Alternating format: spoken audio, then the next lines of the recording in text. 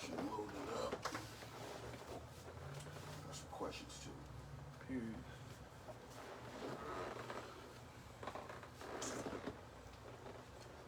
Some motherfuckers jump on here real quick.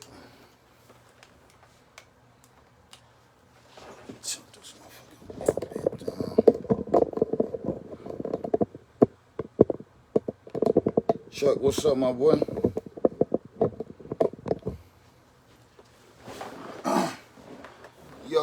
Yo. Alright, this episode 3. OutSpokin livecast. I got my motherfucking dog, Plaga, in the building. What's good with it?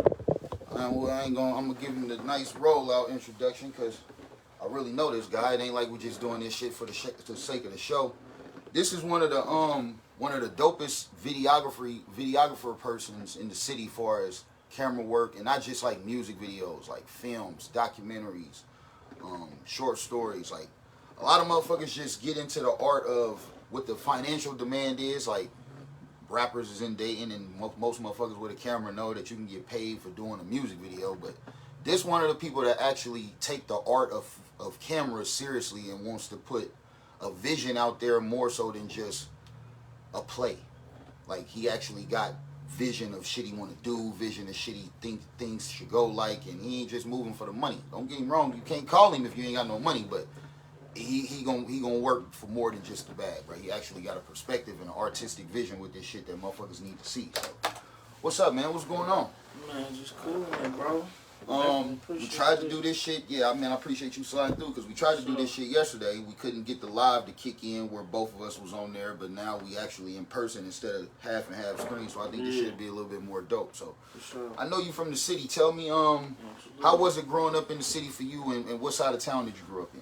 Shit, man, it was lovely growing up here, man. I love dating. I don't know what niggas be talking about when they say they hate dating and all that goofy ass shit. Period. Nigga, I love the city, you know what I'm saying? You know, grew up, when I go back, you know what I'm saying, to where it started, we grew up right here on the 4. We started right there, you know what I'm saying, on Germantown. Period. That was the first house my family had, my pops bought. Yeah. Right on the 4, you know what I'm saying? And then we moved from over there to over off Malvern and shit on that side. You know what I'm saying? And then, you know, parents split up. Then mom's bought a crib off Hillcrest, you know what I'm saying? So that's where like majority of it took place. That's where like, you know what I'm saying, I started running with Spider and man, you know Spider, man, that's my nigga, bro. Yeah, you feel Chester, like, man. Yeah, I know all that, bro. Listen, like, that whole you came out 05, right? I came out 06. Okay, but so that 05, 06, it all blends. It seems like we the same year and age. You feel me? Shouts out Marty, Zach, Dorian. Yep. Motherfucking Spider, Cheese, man. Motherfucking man, and then Chester, my nigga Tyler, you know what I'm saying? He used to be around, you feel me? Yeah. Like, you know, we was just rocking, man. But that's the time. Yeah, it was a vibe, you know what I'm saying? That whole Fairview, all that. I ain't go to Fairview because I ended up getting kicked out of Dayton Public for a little while. I went to some charter schools and shit. Okay. You know what I'm saying?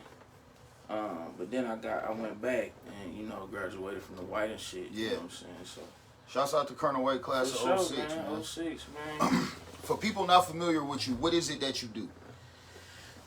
So I do a little bit of everything, man. I'm a Renaissance man, but by default, I just call myself a producer because I do so many things. And to me, a producer, like when you say that to people, they think that producer is just somebody that like, they usually say make beats, but that ain't even. But TV shows have producers. Movies you know what I'm saying? Producers. There's a lot of different type of producers.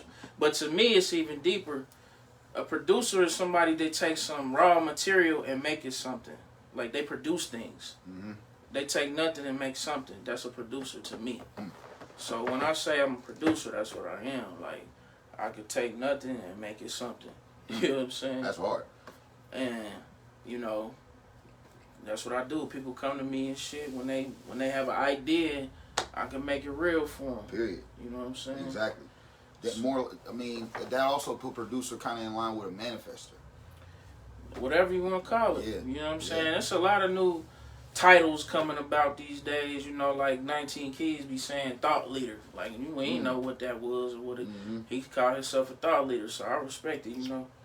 So, like I said, I call myself a producer. I produce things, you feel me? When did you start getting interested in your craft? Man, far back as I can remember, bro. Like, it all started with music, though. You know what I'm saying? My mom, when I was young, she had a company called Diamond Drop Entertainment. I remember, like, my uncle drawing the logo and shit for it. And then it just been in me, bro. Like this like Motown era, like, Boys to Men, ABC. Like, she was all up in there, like a Blue part Jack of that. Swing type Yeah, shit. she was a part of that era, you feel me? And I'm glad you said that, because when I do this show, I want to ask people, how close did your parents work towards your interests? Like, what did they do that was kind of similar to what you ended up doing? So did you see this before? And that was kind of like, yeah. That was the dream. Yeah, I seen it before, for sure. They instilled that. You know, my mom was doing parties and shit around here. You know, they used to have all this shit on fire. Her and my aunt, you know what I'm saying? They was doing their thing. But eventually they gave it up because, like, life, kids, you know what I'm saying? They had to go get jobs and shit ain't. They was getting money, but it wasn't like you could. Substantial. You feel what I'm saying? Yeah.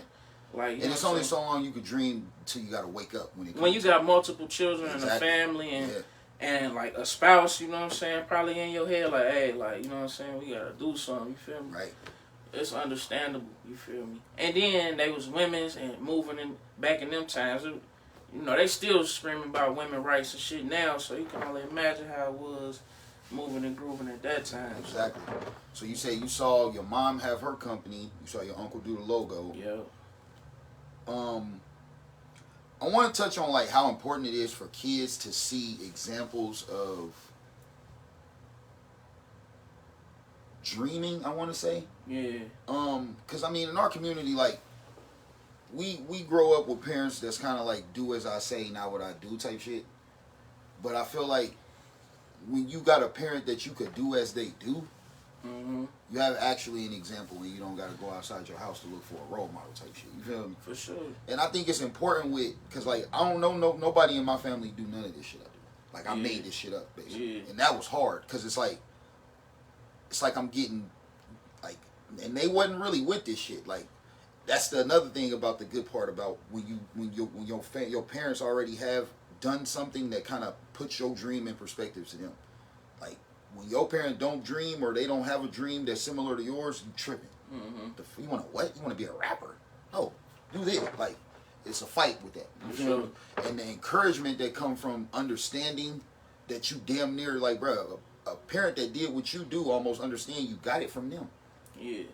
So it's easier to coach. You know what I'm saying? And you have a coach by just being with someone that understands. And that's important. Like, that's just coming from a person that never had that before. You feel me? For sure. Seeing the example of an artistic example of progression. Absolutely. I definitely think it's important. But like I said, I've taken it the furthest out of anybody. You know what I'm saying? Like Tupac said, I might not change the world, but I'm going to spark the mind. Yeah, for sure. You feel me? I might not change the family, but I might spark the mind that changed the family. Absolutely. You feel me? For sure. But it's harder when, like, my daughter right now, my stepdaughter she go to Cyber, she in 11th grade, so she already been in band for like 5-6 years. She plays an instrument. My daughter want to go to Cyber, so they teaching her how to play an instrument after school at band practice with the high schoolers. So I told her, like, as soon as you learn how to read notes, you're already smarter than me. I feel like it's also the person too, man, because I know people that done came from predicaments and they ain't see nothing, but they shouldn't be who they is. You know what I'm saying? Exactly. The drive, sometimes the drive comes from the lack thereof. The willpower. But then there's people that the guidance directed the dream. Now I feel like the people that got that guidance, them be they be the superstars. They be like the prodigies. You know what I'm saying? They be like Kanye. Like the Kanyes. You feel me? They like, be the his mom. Her. The artist Her. Yeah. Like, she was a child prodigy with music. Like, she been, steered in this direction forever. Like, it takes a certain kind of investment as a parent to have a child prodigy, though. For sure. I don't really know many child prodigies that don't have parents in their life. I got a cousin, man. I ain't gonna say she a prodigy in that sense, but bruh, she should not be who she is. She a doctor now. You feel me? That's hard. I'm talking about just bought a crib, nigga. I'm talking about $1 million status crib. Yeah. You know, $500,000 somewhere up in there. Take her mom around the world, bruh. Like all that. Mm-hmm.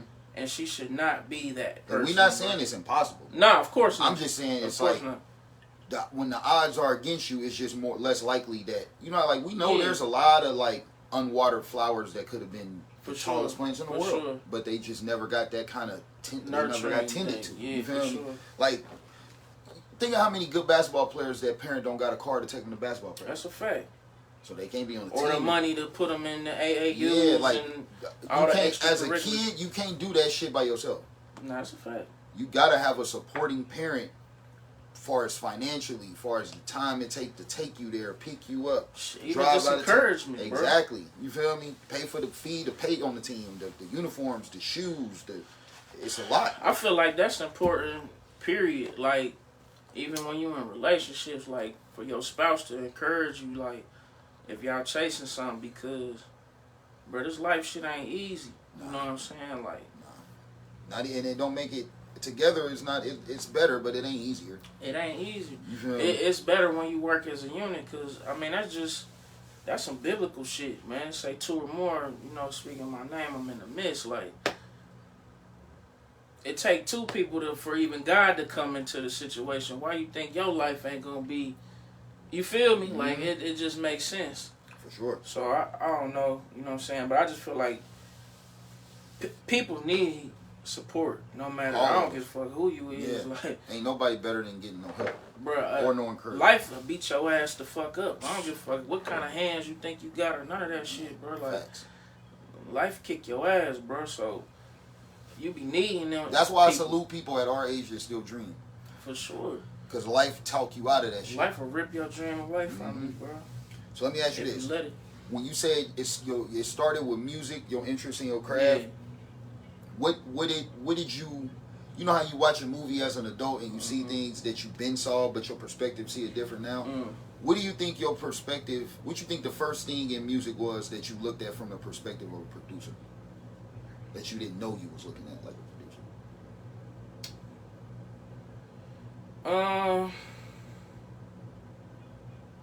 Say that one more time. I want to make sure I answer your question. What do you think the first thing you saw in music was as a kid that you looked at from the perspective of a producer that you didn't know you was looking at from the perspective of a producer? I don't really know, bro. I just knew what I kind of wanted. You know what I'm saying? Like, I just liked what I saw in rap, where, you know, in our age, in our time frame, bro, was a lot of crews, bro. Yeah. You don't really see crews too much no more now. Right. You know what I'm saying? It'd be like one man When you say art, you talking about early 2000s or 90s? Yeah, like the 90s and like, you know, even early 2000s. Yeah. Like the golden era, our era. It was always a leader of the crew. It was a leader. They was a crew. It was a leader, but I would say you seen crews get on too together though. You know what I'm saying? Like niggas moving as a unit type shit. Yeah. You seen that more. Now you don't see it as much. You see a niggas get on and might put one of their homies on. You know what's crazy? Independent back then meant a label independent, like a group of people. Yeah. Independent now means just you. Just you. I think it's kind of the same because you still. I'm not saying it's not. It's the same in business. So what changed was the landscape. So like, niggas still got a crew. It's just small as fuck. Cause now you can get 3 niggas with a laptop to do what it took 50 niggas to do. It's more compact. You feel what I'm saying? Like you had 50 niggas. You had to have a street team. We was in the venues deep with the shit on, you feel me? Yeah, but I'm just saying, as far as like, I'm thinking about people like No Limit and Cash Money. That's what I'm saying. So they had all they niggas with them. That's how they was making impact and shit. Think about Jeezy. But I'm talking about how many artists they had though.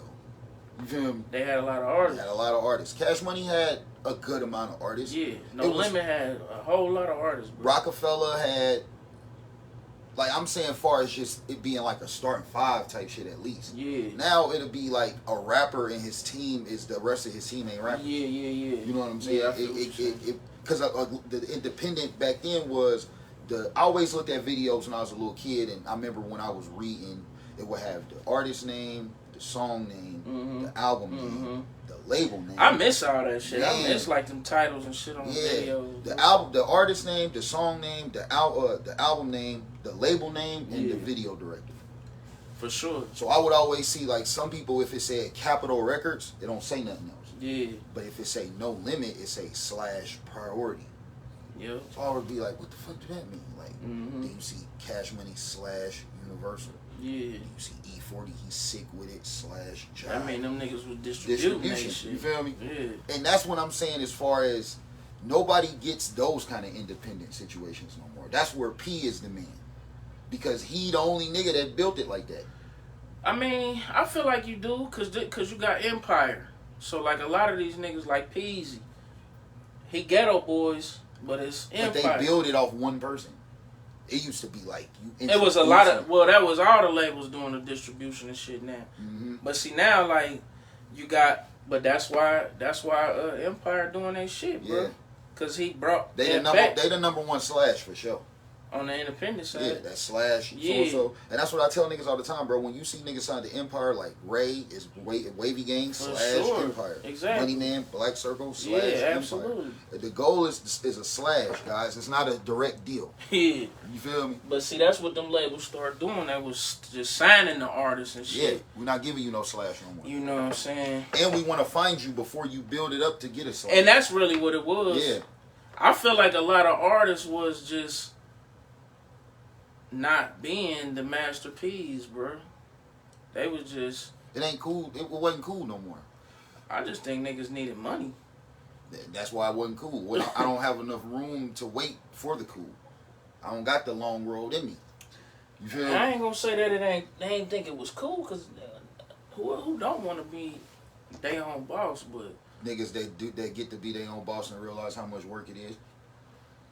That's niggas definitely find out. Niggas want the shine and the profits of the independent artists. They don't want the work though. It's a lot of work. Especially when they already tasted a machine. Yeah. A lot of niggas can't go back. I think niggas just be wanting that bag, bro. Yeah, they just don't see. But the machine, when the machine taught you how to do it, or they're doing it for you, and you never learned how to do it on your own, it's scary to go over there and try to figure out how to do it. Like because that. It's uncertain. Exactly.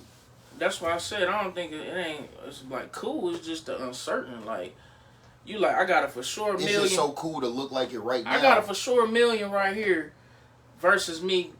I know I could have the $1 million if this shit pop over here on this side. Right. But these motherfuckers about to give me $1 million. They gonna chance it on my music whether it work or not. You see what I'm saying? And that's a real decision to make. For sure. And I'm not against labels, bro. I'm not against the label deal. I'm against bad deals. But bad deals come with having no leverage. Bad deals come with having no leverage, but they also come with having no negotiation skills and knowledge, like you said. But sometimes, I'm gonna be honest, sometimes leverage, they come at you like you know and you don't even know. Bruh. You get what I'm saying though? You can do the same thing to them. If you gotta have leverage though. You ain't gotta have leverage. You just gotta know something they don't know or have some knowledge that they don't got. You feel what I'm saying? Yeah. Or be smarter at the game that they playing. Y'all both playing chess, nigga. You gotta be a better chess player than these motherfuckers. For sure. You see what I'm saying? Okay, let me ask you this. What was your first opportunity in the game of what you want to do? Like, what was your first debut to the world of doing it? Like on a major scale or what? Just doing it. Just publicly. Your first public work. So my first public work was I say it's like two of them. This is a couple of the homies down in Orlando, man. When I was down in school, that's when I got into the. Wait, tell us about that. Tell us when you went to Full Sail. What made you want to do that? So, I played ball. I was playing football and shit. Yep. And then I went to Minnesota. I was playing ball up there, and I broke my ankle, bro. So after that, I tried to rehab. I had the red shirt my freshman year. Then after that, I try to, you know, rehab and come back, but I just wasn't as mobile. I couldn't do what I do, you know what I'm saying? Yeah. So I ended up coming back to the city for a year. I got a little job and shit, work. But I was like, cause Full Sail was actually my, like, where I wanted to go, cause it was the shit at Colonel White called Cougar Cast that I was a part of. It was like our school news. I was an editor on that. So that's where the start of it really came from, like far as me editing. Now we get into it. You know what I'm saying? Yeah. And then, so I had a passion for editing and stuff. You know, that's why to this day I'm a better editor than a shooter all day, just because that's your first passion. I was doing it. Yeah. You know what I'm saying? Like they had them. And the reason I wanted to go in there, like we was talking about when you said, bro, went in that room with all the cameras and shit. Bro, the teacher name, shout out to Miss Rearick.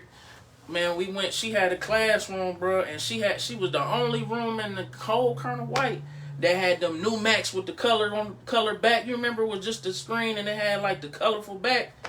I was like, ooh, what's them? Yeah, okay, the candy ones. The very first Macs they had. Yeah. The very, very first ones. That's when they was looking futuristic, nigga. This was like 08 type shit, like, you know what I'm saying? Okay.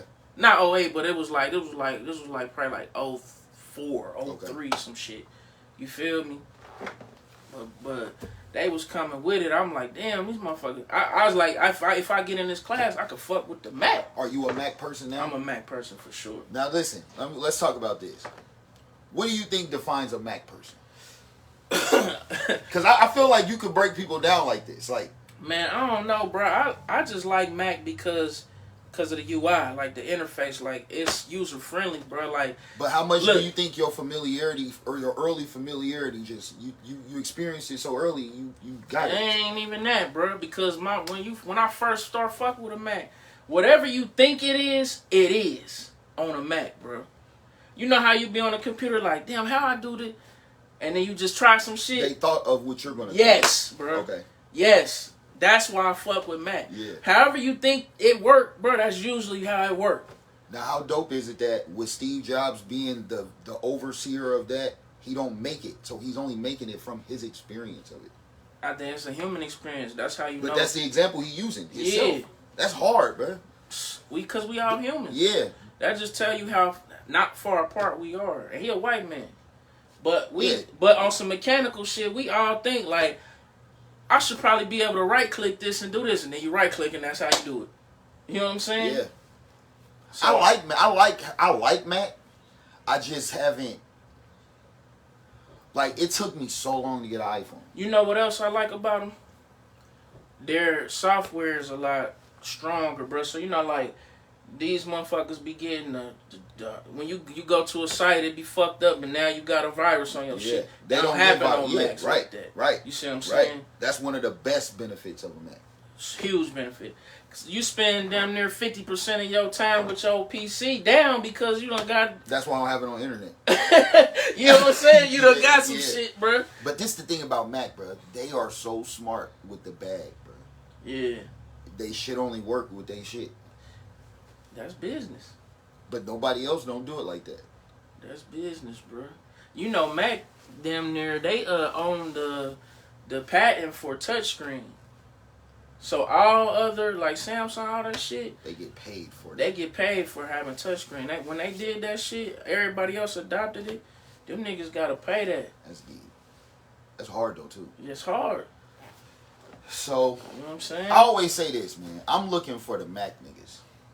Well, I'm right here, bro. I got about 7 of them, bro. No bullshit. Like, bro, like, I mean, I'm both, man. Like, I got an iPhone and I got an Android because I've gotten so accustomed over time to my Android being like a flash drive. Yeah. Like, if I make a beat and I export it and I want to write to it and away from the computer, I could just plug my Android up like a flash drive and just dump it on there like that. And that makes sense. That's the compatibility part. Right. For you. My lifestyle. For your, you feel me? You know what I'm saying? For you. And Mac is, it's dope, but it's just, if you don't have everything Mac, you don't get the full experience. That, and if you don't have, I'm going to just say a certain level of like funding or finance. Oh yeah, it's that money for sure. Because a lot of the programs for Mac going to cost you more. You could get them ripped and shit for the PC. So that's like a pro to it. You can get them ripped on Mac too? You can, but it's harder.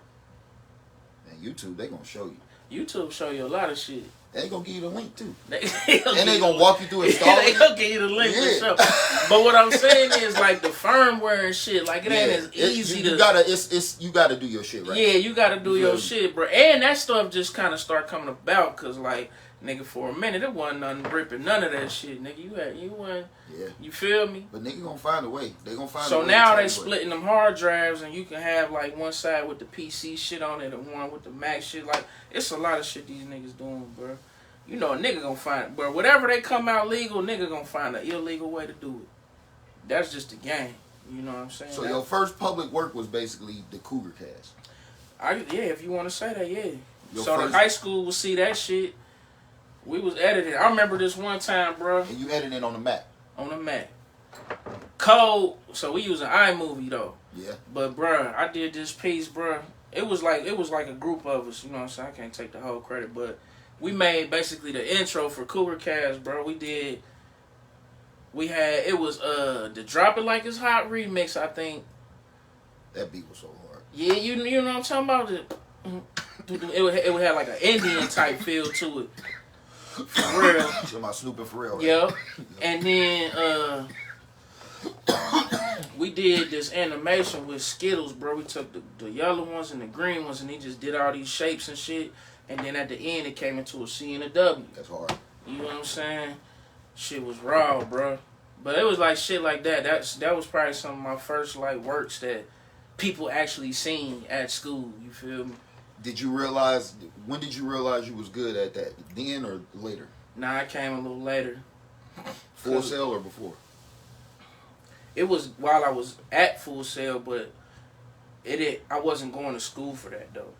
What was you going to school for in Full Sail? I went to school for business, and then So I like this. I like that you comboing me.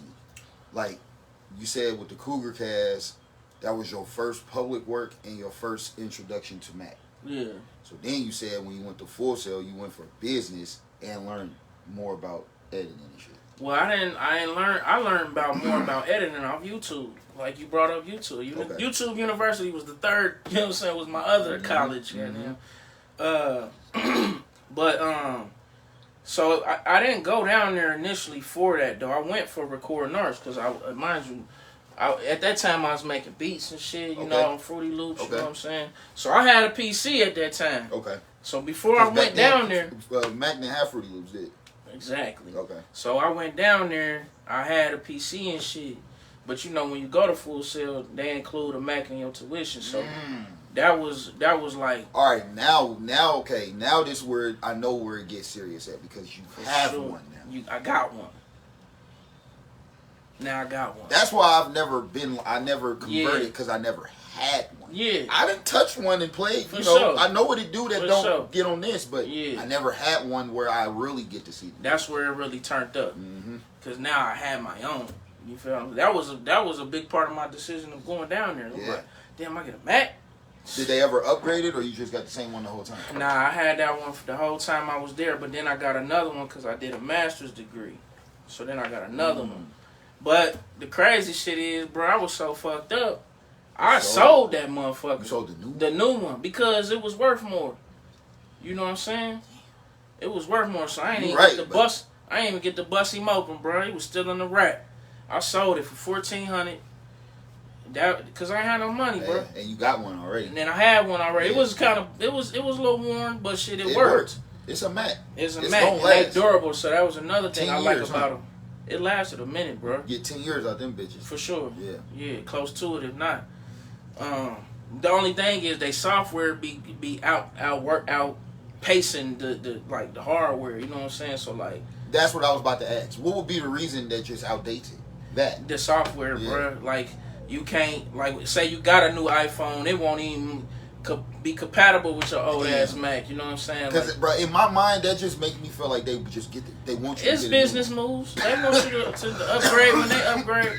Like how they phones fuck up at a certain time. But you don't have to. It's just harder. Like, it might take your shit longer or that mean you have to. In a way. Yeah. It's like, bro, that's so smart. But that's if you like use your shit a lot. If you don't use it a lot, Cause some people got Macs, they might be like an older dude, you know what I'm saying? Yeah. But I'm young, nigga. I got a phone that I got photos, videos, all type of shit. We trying to social media, going. bro. Yeah. You feel me? Like, so, you know. But that's so smart that it irritates. It is smart, bro. That's crazy. But that's business, nigga. That's business. I can't be mad at them. That's some exclusive. Like, nobody else does that. It's like they own the rights to they that. whole shit, bro. That's kind of. It's like damn, you know, fuck. It's a game, bro. Once you initiate it, nigga, you gotta. It's like when I sell my hats. It's like if you don't even get it dirty, and I can make that motherfucker start shrinking whenever I want to. Yeah, you gotta buy another. Yeah. Like that's wild, bro. Yeah. Like my phone ain't broke or That's nothing, and it's just fucking up. That's technology. Yes, you need a new one because I said you need a new one. For sure. Come holler at me again. Yeah. But it's kind of, you can kind of do the same thing, because all you got to do is make some fly shit. The next hat. Yeah, but people could be like, I don't like that one better than this one, but I make the one you like more stop working. Yeah, but then you could be like, I don't like that about Mac, so I'm going to go get a fucking Android. That's some serious shit, man. But it's like once you taste the Mac, you don't want nothing else. Once you really get involved with it, you don't want no other shit. I understand, but I'm just so both. I mean, I feel you. And it's a. I'm telling you though, bro. Once you get in a financial position you're gonna convert everything, so it's gonna make more sense. Yeah, absolutely. But it's just that piece at a time. You can't do Mac like that. Yeah, for sure. And that's why it's levels, bro. But you gotta think that I think statistically there is more Android users in the world than Mac. Because it's like saying more superheroes than pedestrians. Type shit. Like the requirements to be in the bro. I asked this one chick that used to work with me and my old manager. She was doing our little assistant work. She loved iPhones. She said she had every iPhone since the first one. I said, when you get the new iPhone, what's wrong with your old iPhone? She said, it's not the new one. I mean, that's the truth. Bro. Yeah. Do you know how bad I want? That's what people are about to say about Jordans. Yeah. Exactly. When you get the consumers by the balls like that, yeah. What's wrong with your old one? It's not the new one. It's not the new one. That was a bar. It was like, yeah. God damn, they got you crazy. Yeah. You're a lifelong customer. For sure. You're never gonna stop. That's hard though. It is. But it's even harder to get them to feel like that.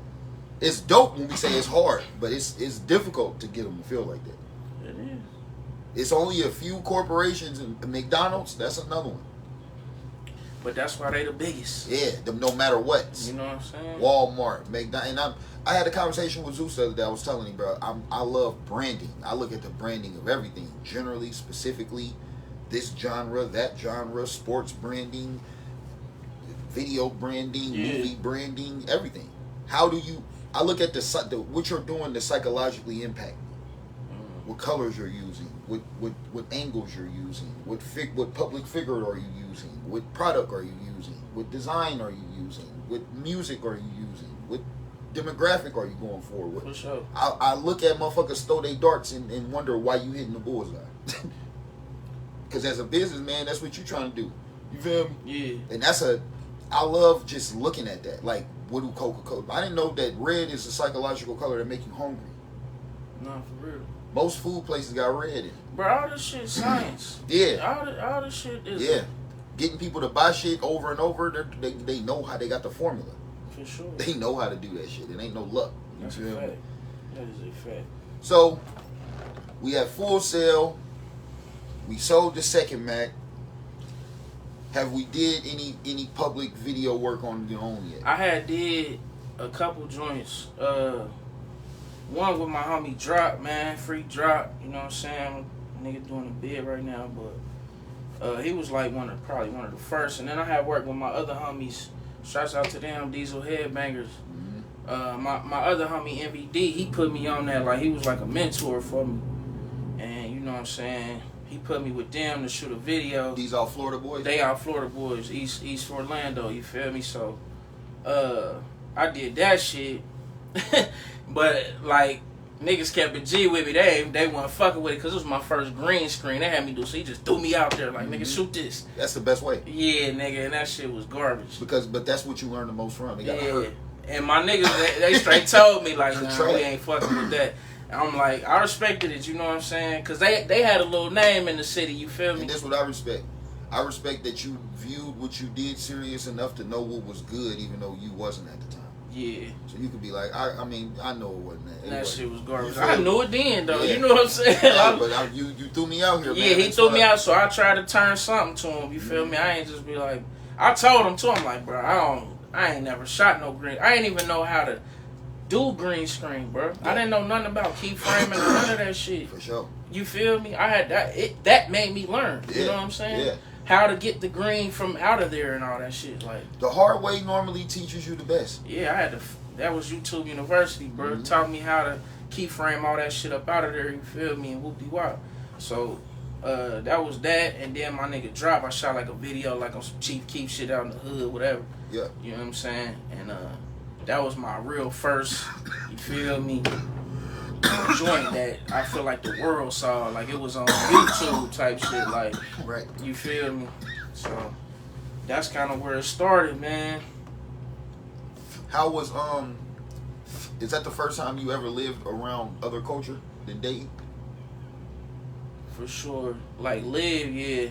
Well, nah, because You've been to Minnesota. I went to Minnesota first. Yeah. Okay, so you went to Minnesota first. Yeah, I went to Minnesota first. How was what school did you go to in Minnesota? First, I went to it was a JUCO, 2 JUCOs up there. I went to, it was called Hibbing University, which is way up north Minnesota, like 30 minutes from Canada type shit. Like, you know what I'm saying? Way up there. They call it the range. The motherfuckers talk like how the mom talk on Bobby's World. Oh, Bobby, don't you know? That's where that come from. They talk like that. You know what I'm saying? It's called range talk. Wow. So, them niggas fucking sound like that and shit, bro. And, Nino, what's up, buddy? I did my first year there. That's where I broke my ankle. Red shirted. Then I transferred to, So you broke your ankle, now you playing? At practice. It was muddy out there one day, bro, after the rain and shit. You know, I'm O-line and shit. We banging. Fucking leg just got from up under me, bro. Just got all twisted up. Feel me?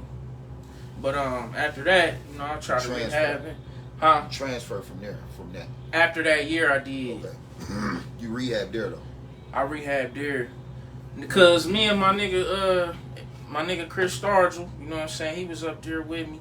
Oh yeah. Yeah, little Chris. That's where we actually met at. Cause I ain't know, bro. Chris Stargell. Yeah, we met up there for real. You know what I'm saying? Yeah. But it's crazy because he lived across the street from Juan the whole time. And you know, I we was kicking it with Juan and shit. We ended up finding out we had all these mutual friends and shit, and we got tight. But me and him decided to go to another school that was closer to the cities because we was like, bro, it's too far. It's too far. We up here in nowhere. You know what I'm saying? So we went to this school called Rochester. That's in Rochester, Minnesota, where the Mayo Clinic is, one of the most prestigious hospitals in the world type shit. Okay.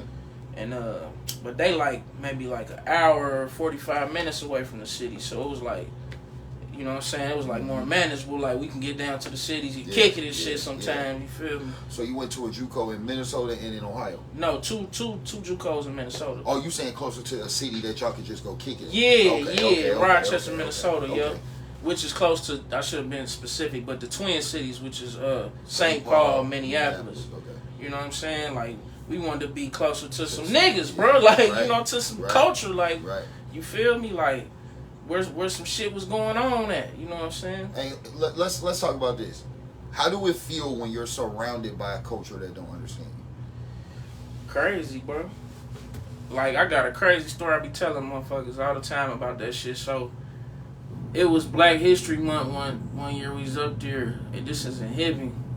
And me and Stars, I don't know what it was, but it was some program we was doing where they had us go around to the little elementary schools up there, bro, and talk about like some Black History shit.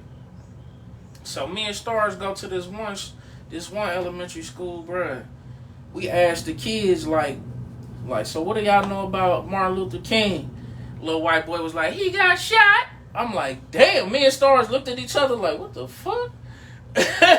And then, bruh, so basically that's in a nutshell how I felt to be up there. That's all they knew about Martin Luther King, is that this black man got shot. You know what I'm saying? So But it was some cool people up there that showed us a lot of love too, though. Yeah. You know what I'm saying? It was some people we even call family to this day that really showed us some love. Right. You feel me? College, a lot of times for city niggas, it's the first time that we ever realize how much we only be around black people. Nah, for real. Cause it's not even like we don't even realize it. That's for real. Like, bruh, it was like I ain't never seen that many white people before. But I also know why too. We always just be around our own, bros, because it ain't safe for us to not be. Even though it's not safe to be with our own kind sometimes too. But it's even more not safe when you not with your kind, bro. That's some crazy shit to think about. Damn.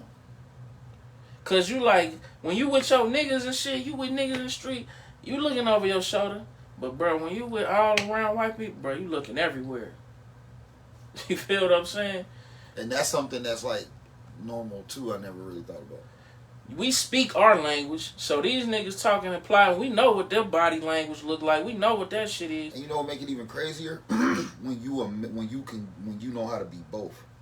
Cause it's some black people that's so black that they only know how to talk black. Yeah. And it ain't that you talking white. It's just you talking correctly. You talking proper. You feel me? Yeah, proper like, English. And a lot of people can't back and forth the worlds. For sure. You feel me? And that's what college fuck people up at. But it when you be because when there is no back you be immersed in it. Exactly. Yeah, you're stuck in. It's only this. At work and shit like that, you can turn it on and off. When you go home, you be who around your home. people. But when you immersed in it, bro, you live there. It's different. Bro, it just you have feels, to adapt to their culture type. It shit. feels like my only like the way I was thinking about it. It feels like you're being pushed out of it. Out of what? Out of their culture? Yeah, like get out of here. Like everything just feels like you getting like I don't belong here. You know you don't. Yeah, but you got a job to do, and that bothers the job though. Cause when you in college and you got, you know, I went to Akron. I went to a D1 school that was, you know, D1 is so many people that the black population is small, minute, everywhere pretty much. In yeah. D1.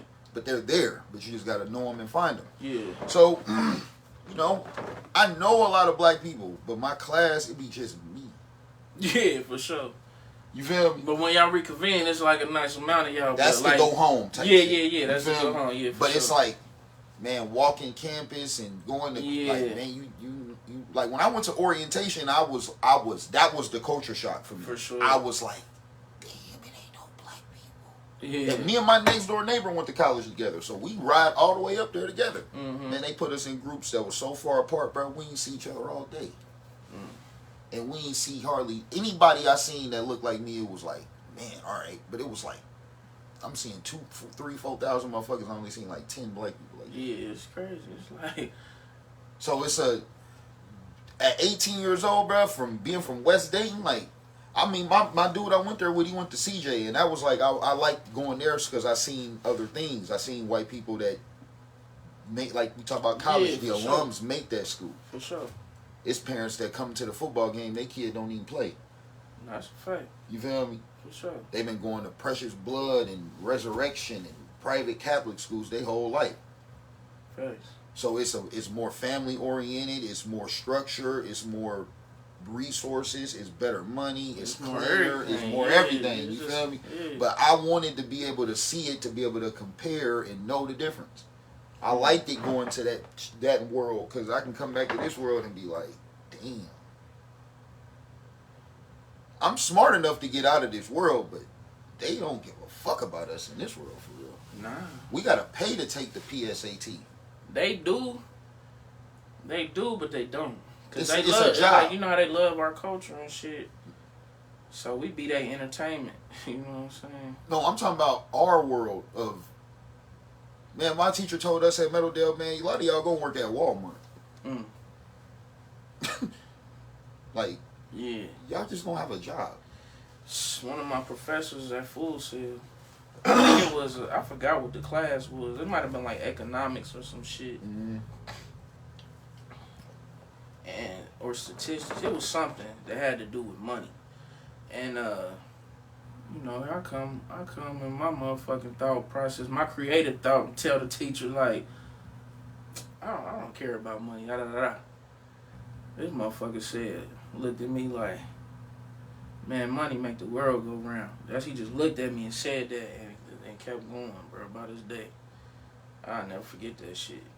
Because them be the moments where you realize that you really didn't know shit. You don't know shit. You don't know shit. But when you can stamp that in your life, bro, because that don't mean shit to him. And I still don't give a fuck about money, but I understand what he meant. For sure. The world don't move off what your perception of this shit is. Yeah. And you don't got it. They got to give it to you. And you better have some. Exactly. You know what I'm saying? So in order to even get up enough to have some, you got to give a fuck about it. Money make the world go round. There's everything that's being done right now. It takes money to even be able to say I don't give a fuck about For sure. Money. A motherfucker that need their rent paid can't say I don't care about money. You ain't gonna have nowhere to live. That's a fact. But I don't know if he understood me in that fashion. I know that we need money, but I don't care about it. I don't put no weight on it, bro. It don't mean nothing to me. So, cause I done took so many losses, bro, that I understand that shit come and go. So I don't really give a fuck about it, bro. But it took even touching money and losing it to know that though. For sure. Like, and that's why I said I understand what he's saying. It's fucked up that it's a lot of levels of money and financial literacy that a lot of people never made enough money to know. That's a fact. You can't learn what you'll learn from fucking up 10,000 that you'll learn from fucking up $100. That's a fact. You feel me? Yeah. You got to get to the board on Mario where it first started out. You die on that board. You die on the fourth board. That's progression. You still died, but that's better than you feel me. So now when you start all the way at one. You know how to at least get back to. That's why I always look at sports and be like, bro, if you beat Grand Theft Auto, you should know how to beat it again.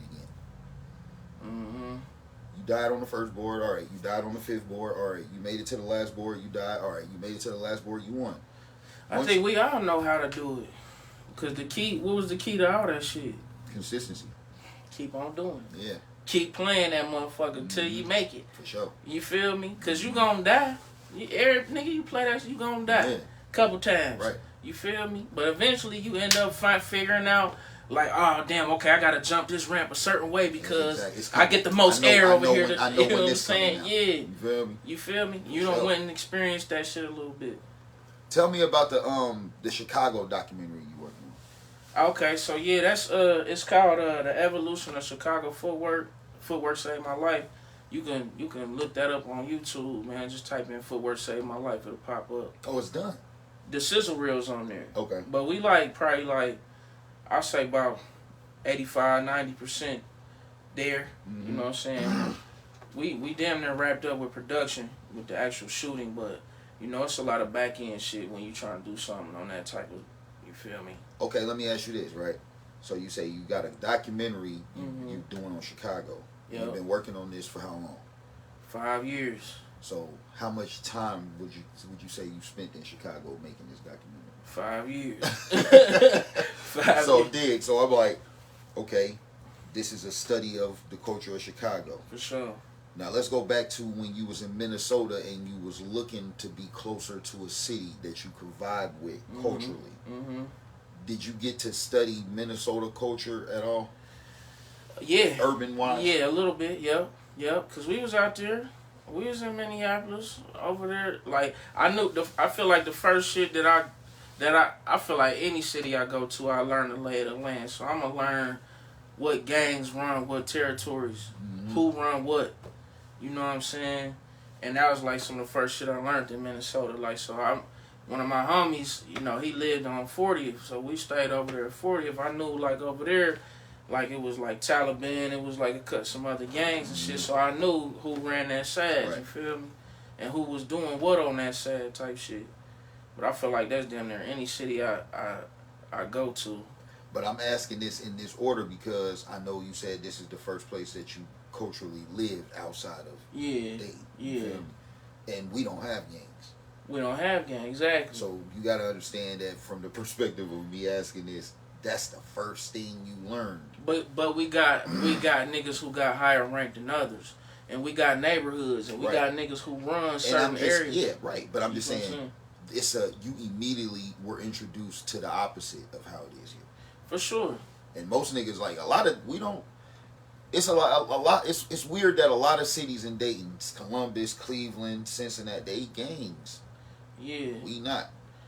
That's something I pride ourselves on, man. We lone wolves, we lions, you know what I'm saying? We rather move one or two, you know what I'm saying? But it be cliques here, but we still even a lot of niggas go to jail from Dayton, and they don't really be coming home gang. I don't see a lot of niggas come home gang banging. And I think probably because it ain't a lot of gangs members in there. It be some, you know what I'm saying? It be some. It depend on where you go. It depend where you go for sure. But like in Ohio prisons and shit, you know, you might find some GDs in there, you know what I'm saying? Might be some couple Bloods, but they be small. It don't be like where you gotta choose. Right. You know what I'm saying? It don't be like that. It just be a small little faction. So let's say the study or just the familiarity of you getting familiar with gangs in Minneapolis and Minnesota. See, a lot of them niggas was from Chicago too, though. People don't know that. I know that too. You know, Indiana, the area. It's just like California, Nevada, and different Portland and Cali niggas that's close for them to go put on and some other shit. Yeah. So when you get to Orlando, this is, and I'm saying all of this leading up to you study culture organically, and then it becomes you're a documentator of culture. You get what I'm saying? So you go from Minneapolis, studying that culture, understanding and being introduced to the gangs. Then you go to Orlando. Tell me about that. So I went to the O. It was like a culture shock because now you seeing more than just gangs and shit. Like in Minneapolis, it's a culture shock as far as there's a lot more white people up there in certain areas. But like in the cities where I was at and shit, it's niggas, you feel me? A lot of them coming from Chicago and shit like that. And they gang banging. But then you go down south to Florida, bro, and it's more ethnics. Like it's Colombians, it's Puerto Ricans. It's like, you know what I'm saying? A whole different culture with like language barriers. New York. Yeah, it's like language barriers and all that. Orlando has the highest population of Puerto Ricans in the nation. More than New York, more than all that shit. You feel what I'm saying? So like more than New York? More than New York, bro. You go down there, you engulf in that shit. Well, it's close, huh? Puerto Ricans specifically. It's close. It's the closest. It's probably close, but a lot of them niggas from New York, they come to Orlando because their family might be here or something. But I'm saying Puerto Rico is closer to Florida. It is closer to Florida. Yeah. No, it's definitely closer. That's probably one of the first stops. So if you think about it, like even look at Fat Joe. All that Terror Squad shit, they was running in Miami and shit, you feel me? They was with Cool and Dre and a lot of niggas down there. And Cali he said his grandma lived in Orlando when they was growing up in New York.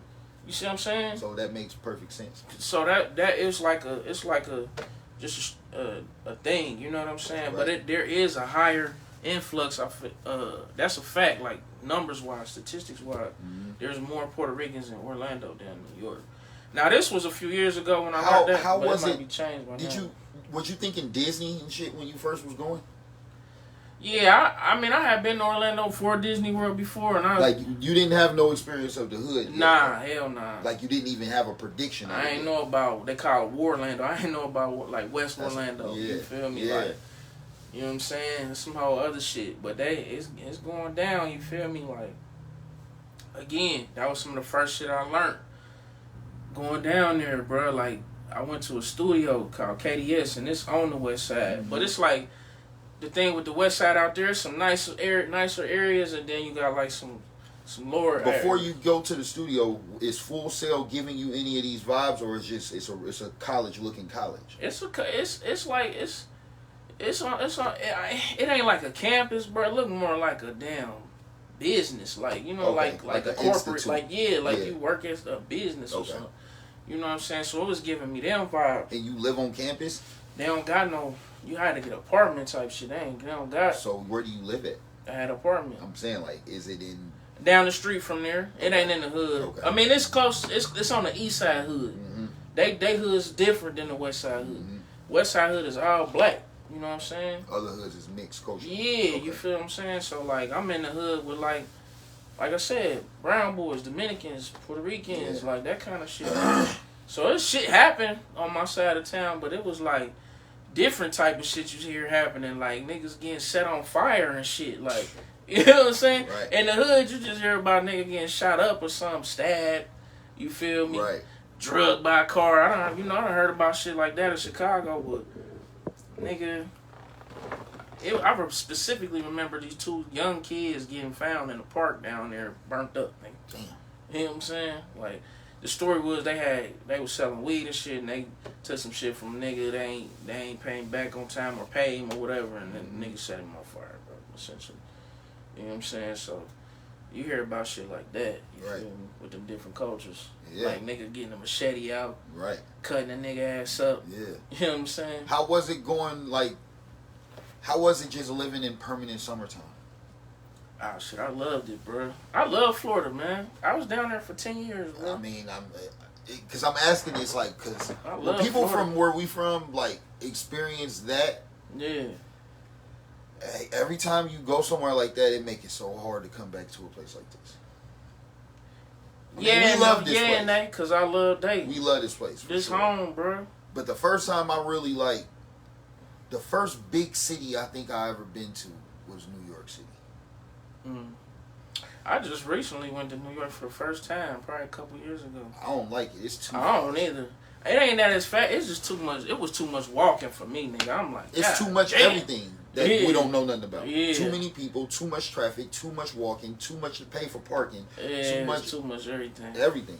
The walking was what did it for me, bro. And I on literally the movies, the way it just sounds like. Literally, bro, non-stop. Yeah. It get a little obnoxious. Man, I called my mom on the phone. I went there in like 2008. I went to Popeyes in Harlem. They all Haitian. Yeah. Like, I was in Harlem. Yeah. When it was kind of still Harlem. Yeah. I mean, 08, it probably was compared to how it is now. For but sure. man, I'm just walking and I'm just looking at everything. Like, man, I'm on 145th, I'm on Lenox. Yeah. I went there. Looking at the street signs, Dipset be rapping about and shit. Like, that was cool. Harlem ain't it ain't like Manhattan and all that shit. But, nah.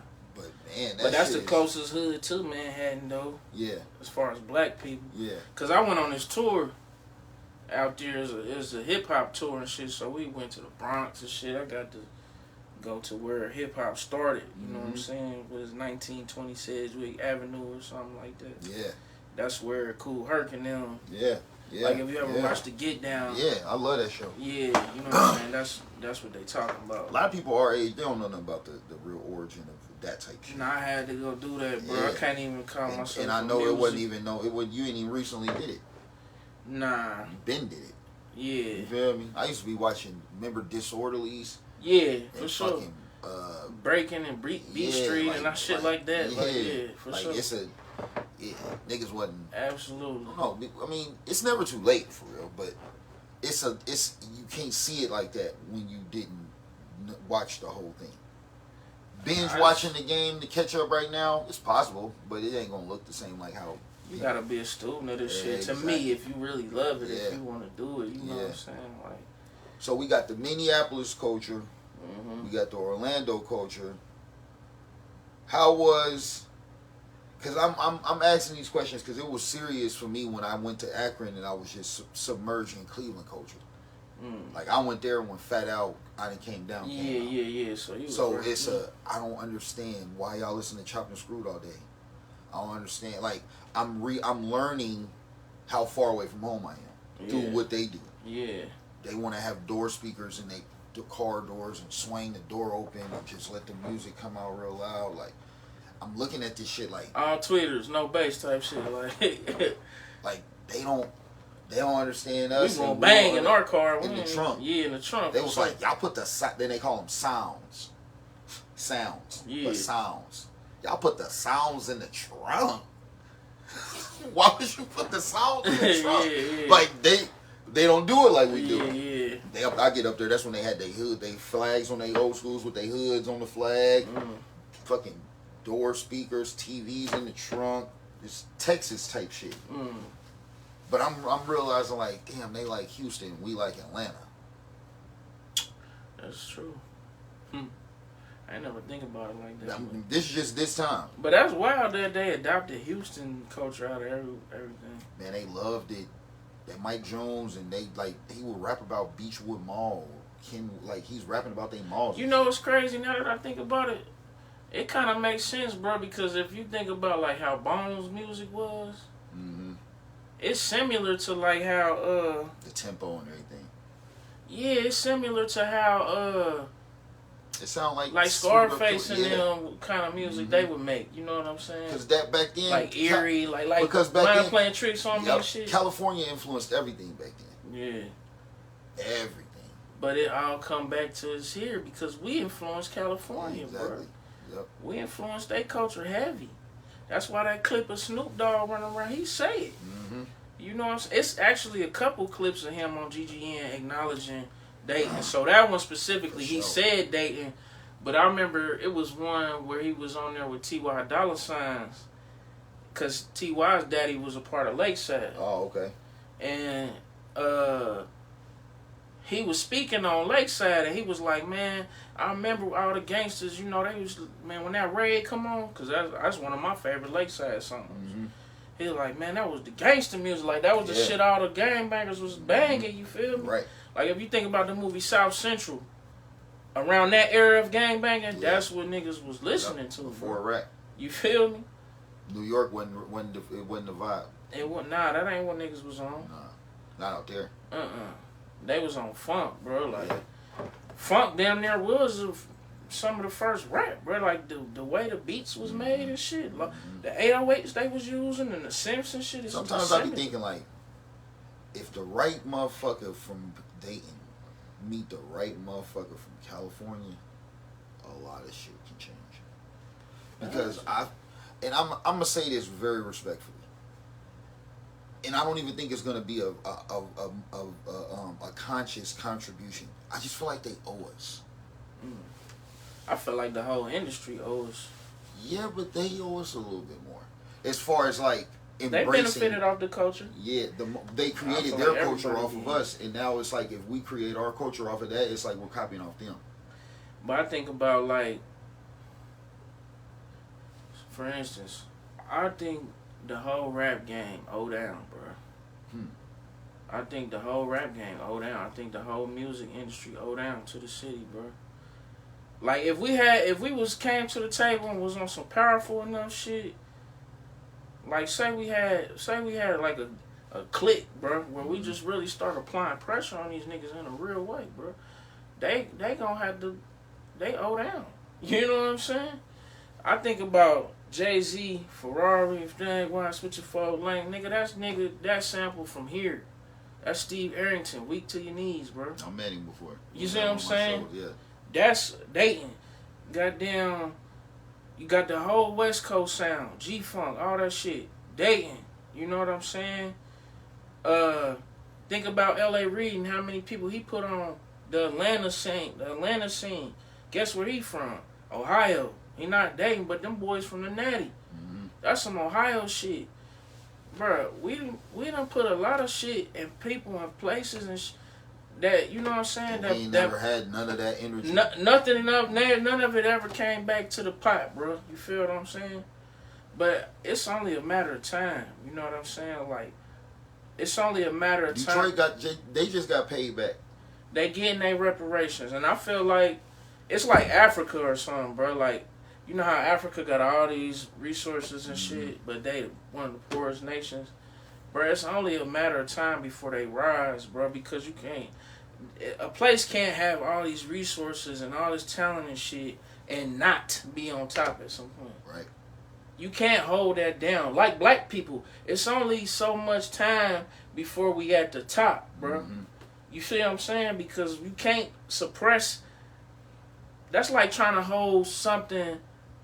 Like a nigga, imagine you was big enough to hold a cloth over a volcano, the top of a volcano. Oh, yeah, you can't. You understand what I'm saying? Right. You can't hold that shit down, bro. It don't matter. You might for a little bit of time you could put a lid on that shit, but the pressure from that volcano gonna blow that bitch off that motherfucker, and the shit gonna spill everywhere and take over whatever's in front of it. Right. You feel what I'm saying? Right. So like, I feel like that when it come to Dayton. I feel like that when it come to black people. I feel like that when it's like Africa. Like, the meek shall inherit the earth, bro. That's just what it is. For sure. You know what I'm saying? Hopefully we live long enough to see the shit. Or be a part of the reason that it happened. Right. You know what I'm saying? And a lot of people don't understand how, I don't know how this sounds, like gentrification is part of that. Gentrification. We could be capitalizing on that, but shit. For sure. And we will. But that's like Detroit's going through gentrification while they're going through the reparations. For sure. Because a lot of niggas ain't really see that love for where you from gotta be there too though. You know what I'm saying? Sometimes they build shit that's too big to fight that they building. Sometimes it is too like big. When they build a baseball stadium or some shit like that. But we not a city that got those kind of possibilities. You feel me? But we don't have enough people yet. But I think about it like this: it wouldn't be too big because it's always power in numbers. If we worked it together, it wouldn't be too big. So imagine if our whole neighborhoods owned that shit.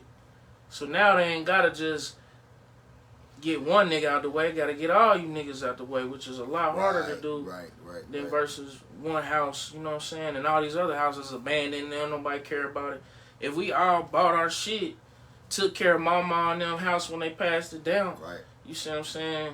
And that's crazy, bro. I seen a meme that said the same people that's mad Deion Sanders left sold grandma's house. Facts. I ain't even see that, but that's crazy.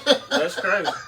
Sold that motherfucker, bro. Soon as my mom got up out of here, boy. Damn, bro, that's fucked up. Sold that shit for peanuts, nigga. So, you know what I'm saying? That's what be happening with black people, bro. We don't be taking pride in our shit, you know? And then get mad when somebody take it from us. You feel me? Take it from us and run it how they want to run it. Bro, that's just the game. You know? Buy low, sell high. We keep running the shit down till it's nothing. They gonna buy that shit for the low. Because they see the value in it. And then run that shit up to what you could feel have me? ran it up to. Same thing with these rap niggas like you talking about signing to the labels and shit. They see the value in you niggas, but you niggas don't see the value in yourselves. You see what I'm saying?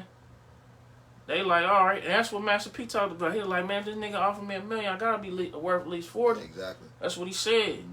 Boom. All right. If you know you worth, he knew what he was worth, and he ran that shit. Niggas gotta start thinking like that. Knowing what they worth. Not to a sense where you don't take no deals because you like, oh, I'm worth it. But just knowing what you worth, bro. When you going to do a deal. Right. If it don't make sense, then we don't do it. That's that leverage that we saying you got to build to create what you worth. For sure. Going into the deal. You feel me? That's of anything. You feel me? You gotta have that. You gotta have that. You gotta bring value, bro. You gotta bring value. It's just what it is. That's what people buy. For real. So you got the Chicago documentary almost wrapped up. When you think that's gonna drop? Honestly, bro, I don't have a date on it yet. I'm hoping within the next year or two. You know what I'm saying? Yeah. But I'd rather do it right. Exactly. You know what I'm saying? It's a little saying amongst carpenters that, like my dad used to always say, measure twice, cut once. Exactly. So like, you know, that's a nigga on for real. I'm trying to put it out right. What make you sure working all on? the legalities and shit is right. You gotta make sure that that's the most important part. There's a lot of music involved. There's a lot of shit that I gotta clear and like. Exactly. You know, we interviewing a lot of people that got on hat. You know how niggas be covering up the hats like this. A lot of that type of shit I gotta think about with the film. Yeah, for real. You feel me? So what you working on outside of that that's coming up soon? Well, shit, man. So I got some shows we producing. You feel me? That we shopping right now. I ain't gonna talk too much about it, but that's definitely something that we doing. You know what I'm saying?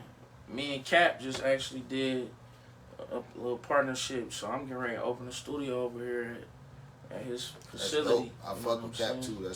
Fuck with Cap. Yeah, Cap good money. You feel me? Like, you know what I'm saying? So we trying to do something big for the city for real in a real way, man. That's so stay tuned for that shit, man. Like, come fuck with us. You know what I'm saying? If y'all niggas really want to do this shit on that one level, bro, you know what I'm saying? Talking about equipment, bro, it's gonna be state-of-the-art studio shit going on, you feel me? Like, you know what I'm saying? So, like, same shit your favorite artist recording on, y'all gonna have access to it type shit. So that's what niggas beg for, but cry when they hear how much it costs. It's gonna be prices, you know what I'm saying? But you gonna get what you pay for. Exactly. And all this shit is an investment, bro. Like, you know, I had to invest my money to even make this shit shake. So, nigga, you gonna have to spend something. Don't even call my phone if you ain't trying to spend no money. I ain't trying to hear that shit. Yeah. You know what I'm saying? But, you know, we here, bro. This shit is for the city, bro. We trying to, you feel me? We trying to turn shit up around here. That next level is not gonna cost what the last level cost. So Sorry. niggas, that's when niggas gonna Hey, understand. Meek Mill ain't lie. When you say there's Definitely levels to the shit.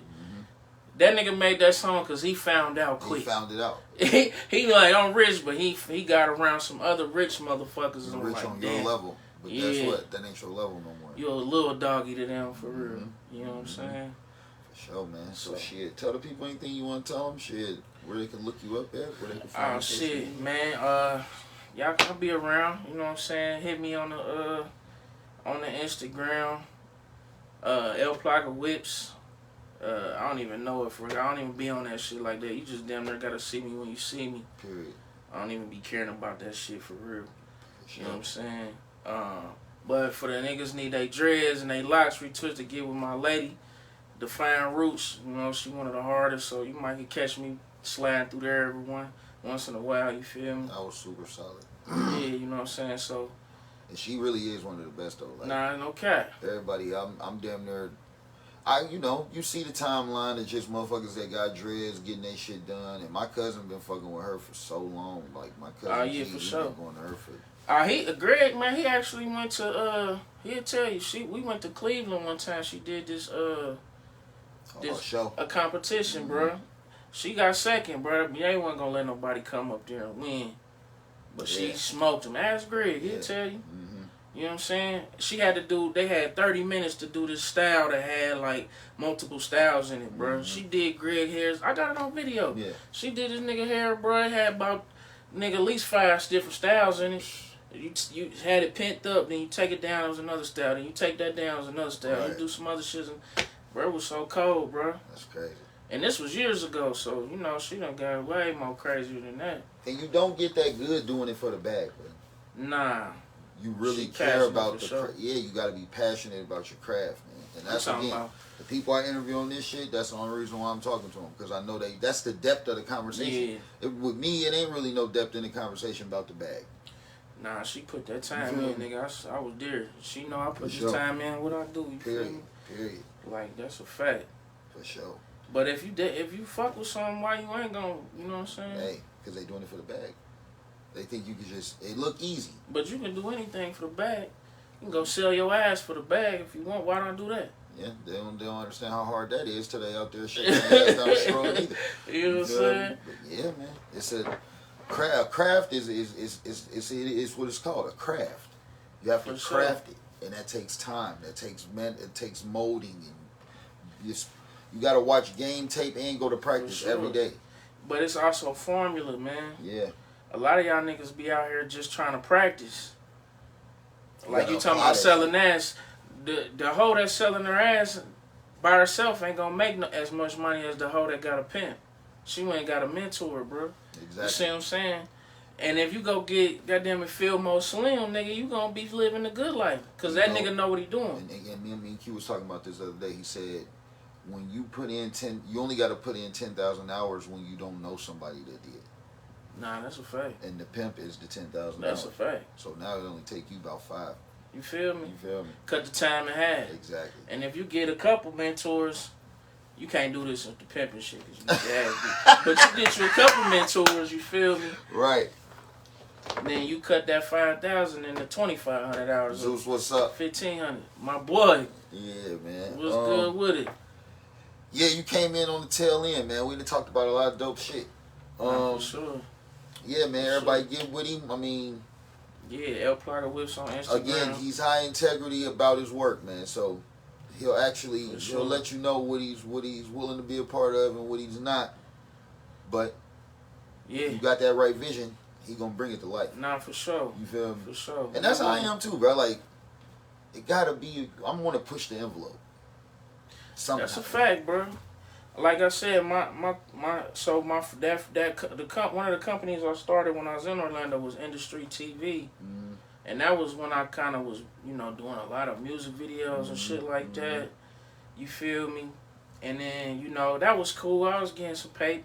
and it was straight. You know what I'm saying? But bro, I caught a flight. I think I was coming here or going either leaving here or something, and you know, I'm sitting up top. I don't know if I was first class, but I was like towards the front. I know I might have been first class. I don't remember. But I'm talking to this white guy, bro, and I tell him, you know, I do video production, woo, woo, woo. And I gave him my card and shit, and then like I ain't never hear from him, and I was wondering like, where the fuck I ain't never hear from this motherfucker. But then I thought about it, you know what I'm saying, and goes back to what you said, like branding. You feel me? My name, industry, TV. He might have looked some shit up, seen me. I got shit in the strip club. I'm just shooting everything at the time. I'm making decent pay because I'm shooting everything. That's what it takes. Yeah. When you're doing it for the bag, you have to never say no, and that's what doing it for the bag requires. Yes. Type shit. Whenever you got some money, yes. So that's one perspective, but another perspective, because I still wasn't really doing it for the bag. I needed money, but at the same time, when the win is the money. Yeah, but you need that practice too. So that was another reason why you wasn't turning nothing down. Right. Because I needed to shoot. That early stage, you got to build the foundation. You got to, bro. You got to be doing everything. Yeah. You feel me? Right. So that's why I said it ain't turn down no plays and your phone ain't rolling. You feel me? You feel me? You gonna have to hit that motherfucker. For sure. So that's what happened. That was happening with it. But at that moment, bro, I realized like, damn, I gotta switch this shit up. You know what I'm saying? So that's when I started a new company. Longevity was born. Think about the word longevity. That obviously comes from that story. For sure. Obviously. Yeah. I know this ain't longevity industry. Yeah. Yeah, I'm gonna change this right now. For sure. Put what I just learned. See, that's the difference from practicing the game.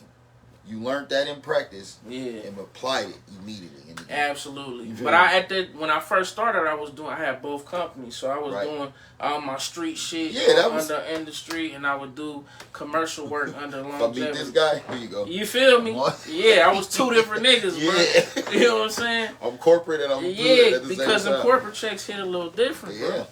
And like I just did that hood name. I just did something for a hospital, bro. You feel what I'm saying? Like good money. You feel what I'm saying? So like, and it'd be less work. It'd be less, half like niggas ain't there like drunk. Shit like that's the proof of the benefit of you changing it. That's the Dion from Jackson to goddamn Colorado. Corporate thug. You feel me? But unfortunately, he can't. What he can't do both. He can't be at two places coaching at one time. In my industry, I could, so that's why I did what I did. Exactly. You know what I'm saying? But eventually, I kind of let industry go, and everything became longevity. Yeah. Cause like another big part of it was I just was tired of doing the run and gun shit, bro, and I wanted to do more projects that was meaningful, things that, nigga, when I'm gone, they can still be around. You know what I'm saying? Is the Chicago documentary your hardest project you ever done? By far, just because the logistics and shit involved, bro. Like, you already know how it is working with black folk, bro. Like, you know what I'm saying? And 5 years worth of us being able to organize things, bro. We talking about interviews and shit. You know how hard it is to organize a bunch of black people together, bro. They gotta work, got kids, got street shit going on. And they don't really care about this. Not for real. But they do now. Yeah, but I'm saying the foundation is always. Yeah, when we first started, it was hard. They was and they had good reason, because other people had tried to do this same thing before, and they would steal, they would lie to them, they would do, people was defensive about it. Right. But they see how pure we is about this project. You feel me? Like my partner Shadon, shout out Shadon. You feel me? She's a part of that culture. She grew up in Chicago, footworking and all that. So like, they trust her, and she trusts us to produce something dope. So that's what's going on. It take that liaison for sure. For sure. You feel me?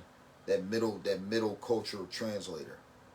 I understand this culture, and I understand you, and you're not from. Bro, you gotta have representation at all times. That's why I tell you not to go to court trying to represent yourself, nigga, because you're going to jail. That's what they really mean by check in. You need representation. You need a liaison. For sure. You feel me? Yeah. You need somebody that can exactly tell you where to go and what not to go. Yeah, who we fuck with, who we don't fuck with. Right. You know I don't even want to go nowhere without a liaison. If I really know the place is like, you know. And I don't even call it. I don't even say. It's just the stigma of check in, like. You know, it's not checking in. I'm going to tap in with my niggas regardless. Exactly. If that was a thing or not. If I go somewhere and I know niggas there, I'm hitting them. And that's why, and this is going back to like what we said about college, like when you got introduced to different cultures, like when you gonna fuck with the source of why you hip to the culture. Yeah. All day. You know what I'm saying? All day. If I'm in Akron, if I went to college in Akron and I know some Cleveland people, I'm going to tap in with the Cleveland people. If I done been to California before and I went to this place and I met this person, when I come back here, I'm gonna tap in with this. Absolutely. It's just if that's your man's, why would you hit him if you want his home? Right. You feel what I'm saying? That's like a nigga just walking up into your house and not acknowledging you or saying nothing. You gonna be looking like, what the fuck? Nigga don't fuck with me for real. Right. So I'm gonna hit my niggas regardless. Or if a dog bite him and he ain't let you know he was there. Type shit. You feel me? Like my dog bit you because he thought you was breaking in. You see what I'm saying? I'd have told him you was straight. Type time. So you feel me? I'm gonna do that regardless, bro, because I feel like you get a better experience of wherever you visiting anyway. They gonna tell you all the food spots, nigga. They gonna get you the best weed if you want to smoke. Your perspective ain't as in depth as the authentic origin perspective. You feel me? I'm a tourist. They gonna be like, bro, stay off this highway at this time, nigga. That shit be jam packed. Go this way, bro. They can tell you it's gonna rain today. You know what I'm saying? All that shit. They gonna tell you the best clubs at the best times, the best days to be there. So, you know, that's like me going to Tucson right now. I'm gonna hit Zeus, bro. He immersed in that shit. Yeah. I'm gonna be like, bro, what's up? What's the move out here? He gonna be like, shit, nigga, I'm gonna pull up on you. We finna hit this spot, that spot. That word is important. Emerge. It really defines that, like, I'm out here by myself. Like, there's nothing familiar. I learned everything that I know that's familiar from nothing. That's a fact. That mean you done grew from some shit. I grew from visiting. You feel what I'm saying? Yeah. Bro done planted his seed down there and sprouted into some shit. He done merged into that shit. Like, so yeah. You know, but that's the mission. Same like EQ, bro. You ain't gonna go to Louisiana down there and not hit, bro. Bro, that's an advantage to know someone where you don't go or never been. That's crazy. But I seen EQ on here. Shout out to EQ, man. Yeah, like, shout out to my nigga. Bro, don't even know like how important he was to the landscape of city music, bro. I try to tell him, but I understand why he don't know. Bro, look, I told my girl this the other day, bro. It was 3 people that damn near, I ain't gonna say inspired me to get into music, but like was my introduction to like doing this shit for real. Like EQ first. Cause he had the beats, bro, and he was recording niggas too. Period. You feel me? Yep. But then we start wanting to get a little more serious, and you feel me? Go to like real studios and shit. I already know where you're going. Boom, Mo Beats. You already know. Mo, legend, and Timmy Woods. I don't know if niggas know who Timmy Woods, but he the one recorded all Chaos shit for real. You know what I'm saying? I think I spoke to him. Them 3. Yeah. Them 3, bro. Them was the 3 people that really like showed me like production, like how this shit's supposed to go. That's I was thinking of what are you tying this all in with. When I started making beats and shit, bro, Timmy Woods the one. Shouts out to Timmy, bro. That's my dog. He gave me all the ESTs and VSTs. I say ESTs. All the VSTs and shit, all the plugins and shit for Fruity Loops, bro. Like he blessed me with some shit. And I was like, it was just love, you know what I'm saying? So he was like one of the first niggas to kind of bless me. And that's how I had the PC, you know, it had all the touring shit. You feel me? So he blessed me. Did all the touring shit. Yeah, you know, all that shit back in the G. So, man, he blessed me with all the crack versions of everything, bro. Right. I loaded my shit up. Nigga, I damn near had a 808 Mafia computer or some shit, bro, because of how much shit I had. Yeah. Just from him blessing me like that. Then I had some shit that I already had on my own. Yeah, I'm loaded. So I started fucking with the beats and shit, and that's kind of what led me to that. You know what I'm saying? But that was something I was going to touch on. Like, you asked me about the business shit at Full Sail. Because I went down there for recording artists, bro, but that program was like 80 bands. You feel me? And so Full Sail called me. They was like, you know, you don't qualify enough money for this program, but you could take our business program. It was like $50,000 or something. And I had talked to my mom, and she was like, well, El, you already doing the production shit, you know what I'm saying? She was like, but a lot of people don't be successful at it because they don't know the business. It might be beneficial for you to do that. Right. And shit, I thought about it. I'm like, then she right. She's like, at least you'll be around all the studios and shit, and you can go fuck with that shit when you want to. You know what I'm saying? Find somebody who in that program. You can do that. I'm like, all right, well, fuck it. So I ran it. You know what I'm saying? And shit, and been on there since. That's hard. Shout out to my mama too, man, cause that was important as fuck. You feel me? She blessed me in a That lot of could have been a fork in the road that took you the other way. Nah, for real. She could have chose not to. She gave you the other perspective that you couldn't see. That was the most important one to stay. Facts. Cause you like, if I can't go for what I'm going for, then why am I here? Exactly. Or I would have been stuck there and hopped into some shit that I knew. Yeah, exactly. Some street shit like what day was going on. You feel where I'm coming from? For sure. You know what I'm saying? I got a little segment that I want to start getting into for the show, so I want to ask, and we're going to get out of here after this. Who your top 5 producers? Just period, or like from the city, or what? Nah, period. Music? Or just people like what I talked about? What you talked about?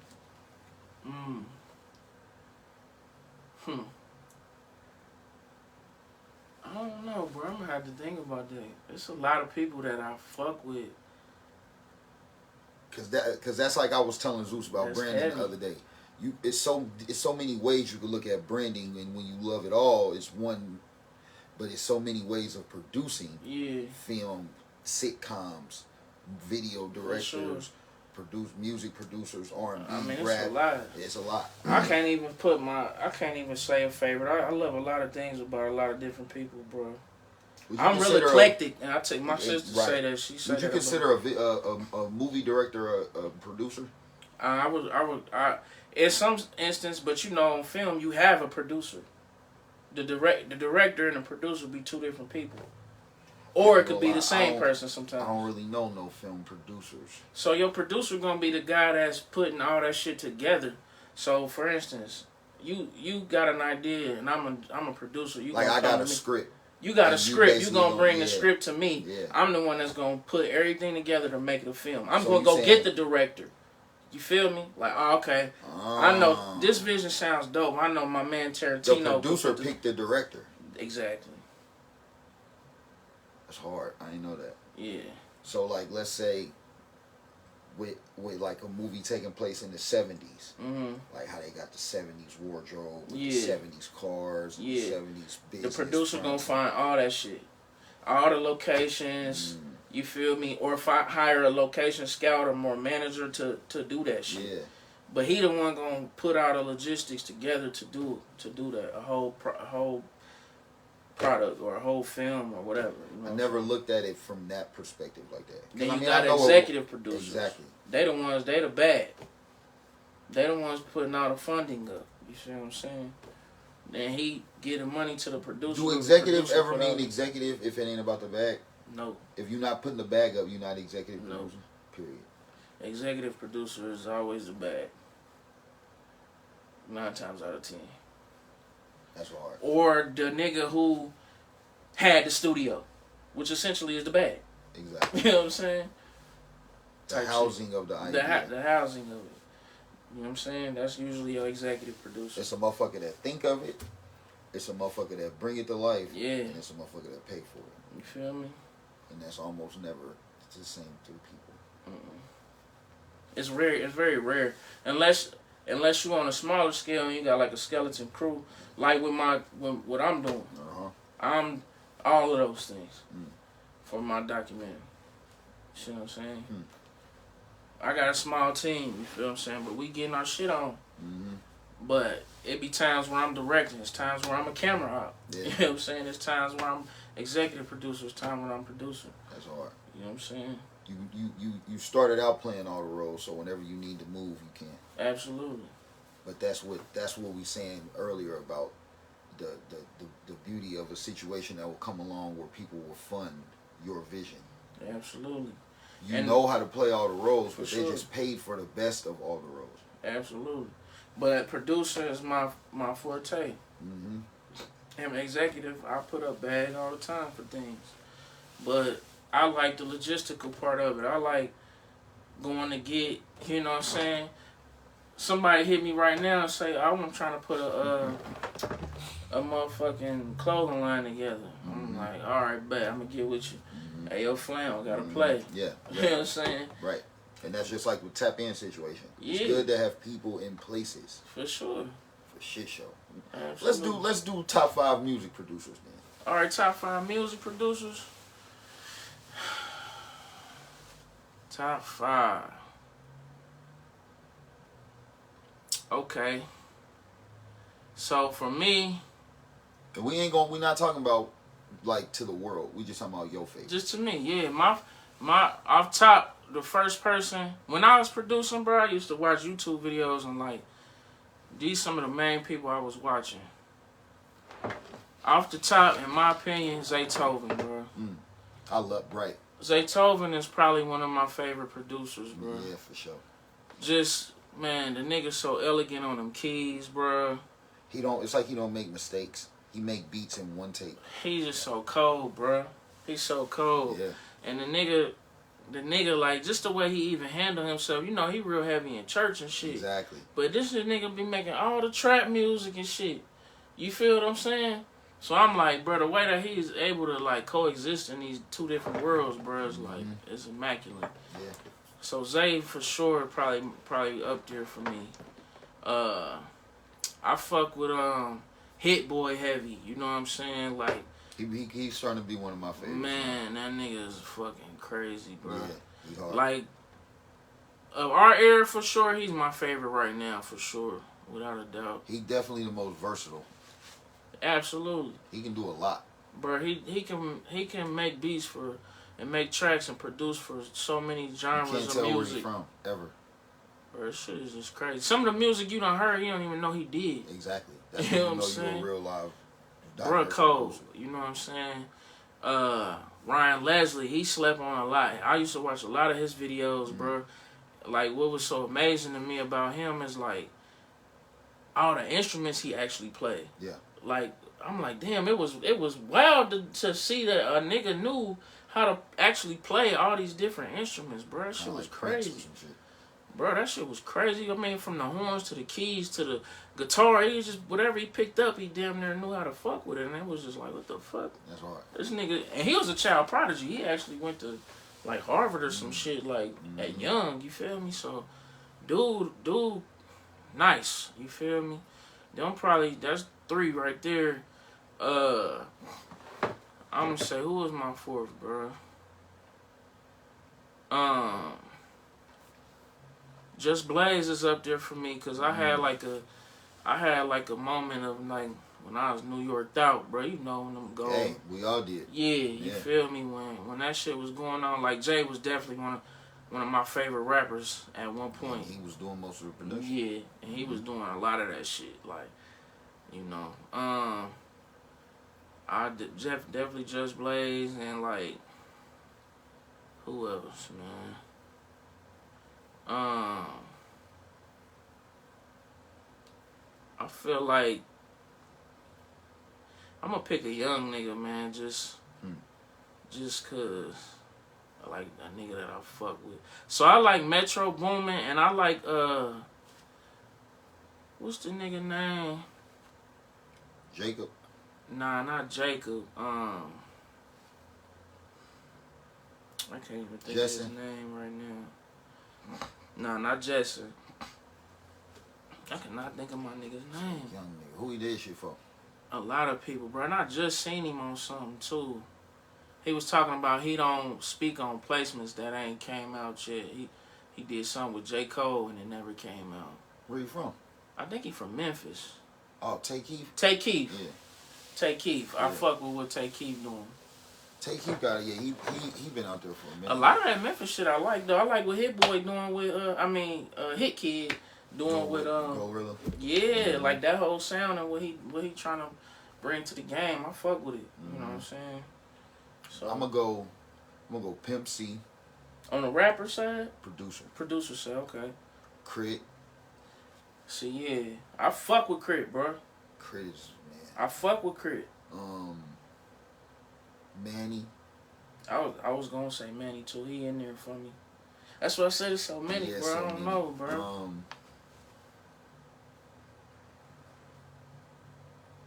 gotta put Justin in there too. For sure. You gotta put Ye in there. He was in there for me, but a lot of the shit he doing now kind of made me not even want to. Make me not even, you feel me? But as a producer, and this is the fucked up thing, bro, me? about somebody like, is that my boy? Yep, they go Aaron. Yeah, Aaron, yeah. He was good this with is the it. fucked up thing about people like Ye and Kills. Do you know how bad you gotta fuck up to wash away all of this shit? Ye up there for me, bro. And I didn't want to keep picking a bunch of niggas from the same camp either. Yeah. But Ye up there for me. I just was trying to think, like countrywide. I like Jazzy Faye was big for me. I fuck with Jazzy real hard. DJ Toon. Like, it's a lot of niggas I fuck with, bro. Manny was like, I always looked at Manny like, bro, you're doing everybody's whole album. He was just different, bro. His Pimp C sound was similar in that too. Like, you doing all this shit, but yeah. it's man, that's a different. When you can cover the whole spectrum of an album by yourself, that's a different type of producer. And I mean the whole spectrum of just not doing the same sound over and over again. Mm-hmm. You feel me? So. But another reason, like, I like niggas that don't use a lot of samples too. Yeah. Or when you can flip a sample so crazy you can't even recognize it type shit. Mm-hmm. Cause I like fresh and new sound in music, bro. I be like, sometimes I be getting tired of hearing samples because I'm like, damn, I wanna our generation to be getting sampled. Yeah, you know what I'm saying? For sure. Like, I want us to make them type of sounds that people want to sample that shit. Mm-hmm. That's timeless. Yeah. You feel me? Yeah, man. So, we could talk about this shit all day long. All day, I feel bro. like it's crazy that as long as we've been on here, there's more motherfuckers tuning in. Like, cause it's that time. Yeah, it's that time. Aaron, we gotta get you one on this motherfucker too, for real, bro. For sure. I just be wanting to have conversations with people that's Timbo. How do we not say Timbo? Timbers. Hey, but niggas, hey, look, Aaron already know, bro. You know what I'm saying? Y'all need to go check that out too. Aaron, man. That's why I want to get him on the show, cause I fuck with. See, this is the thing about dating. It's some people that are their talent level is above people's taste palette of music. Bro, this shit me and Aaron got coming, bro. It don't even make no fucking sense. I had a question about him in the lineup, but we started talking about so much other shit. We had already damn near did 2.5 hours. I'm Period. like, damn, I don't we might have to do another part 2 or something. For sure. With all three of us. Facts. Talk about what y'all got going on. So once I crack the studio and shit, we'll set that up, bro. We can do that over there. For sure. That's the best part about it being live. Wherever we at, you can just turn it on. For sure. You feel me? I had the whole setup. We gonna podcast and it's the whole shebang, bro. So. But yeah, man, this was super dope. This was one of the This is, I'm just starting this shit out, man. People tell me I should have been doing stuff like this, as far as like podcasting and interviewing people and shit like that. And it's crazy because when I went to Akron, the only thing I could think of I wanted to major in was journalism. Mm-hmm. So it's like coming full circle. It's coming full circle because the way of a journalist now, there's more urban journalists than ever. For sure. You don't have to be corporately correct or corporately, Cause ain't nobody telling our story. Exactly. Like, you the first nigga damn near asked me to come do the shit, bro. Yeah. That's why I was like, it'd be my pleasure, bro. And I don't know. I know who got depth to him. And I know who the city don't. I feel like I know who the city ain't smart enough to understand all the way. And them the type of people that I feel like I don't want to interview who everybody already know everything about. Yeah. Because that ain't, I don't know. I feel like that's wasted exposure. I feel you. You feel me? So people need to know about, sometimes as a parent, I be telling my daughter, like my daughter don't like Chick-fil-A, but you eat McDonald's. No, she tweaking. Like, just tweaking. try it, bro. If my little influence I got, if I could get a person to try this and if you tried it and don't like it, that's one thing. But that's something. So when you go back, when we talk about culture and shit and experiencing culture, my granddad, bro, instilled that in me heavy, bro. He would always Mine too. Make us try new foods and different, cause he was a chef. That's where I get the cooking shit that's from. Hard. So he was always big. And you've seen a lot of great examples. Facts. Had big examples, bro. Like even just down to like coaches in the hood, like. From the Wolfies, like, you know what I'm saying? This nigga done coached everybody, but, like, man, I had a lot of real, influences and got to see a lot of different shit. As far as male role models and shit. So that shit be important, man. Niggas be in y'all kids' lives, man. Y'all don't even know what y'all missing out on. You feel me? Yeah, absolutely.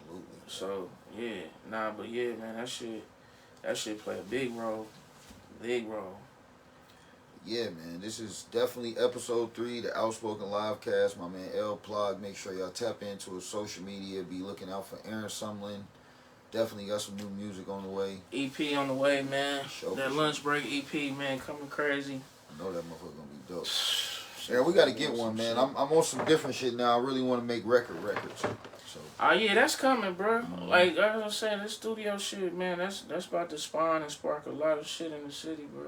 Let's get it. No cap. Outspoken Livecast, episode 3, Flamborghini, my boy L Plug. Yes, sir. Make sure y'all be on the lookout. We got some dope shit on the way. I already know it. Y'all have a good night.